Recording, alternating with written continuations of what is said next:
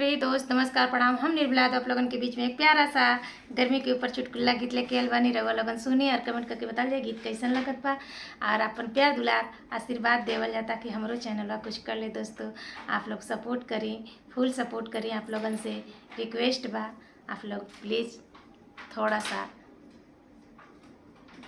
इतना सा बढ़ाओ जाए प्यार दुलार, तब वो हम कुछ कर ले बा आप लोगन के दुआ से। गर्मी का दिन आयो हमार पिया, गर्मी का दिन आयो हमार पिया, गर्मी का दिन आयो हमार पिया, गर्मी का दिन आयो हमार पिया, गर्मी का दिन आयो हमार पिया।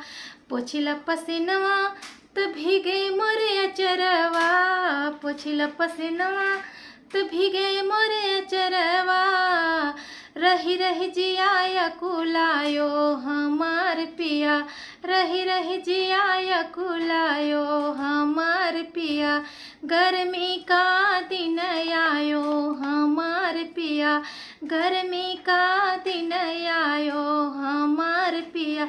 भैल दोपहरिया न डोले रैनिया, भैल दोपहरिया न डोले रैनिया, घमवा से आग बर से लहसुन सैया, घमवा से आग बर से लहसुन सैया, गर्मी सहो नहीं जाला हमार पिया, गर्मी का दिन आयो हमार पिया, गर्मी का दिन आयो हमार पिया, गर्मी का दिन आयो हमार पिया, गर्मी का दिन आयो हमार पिया।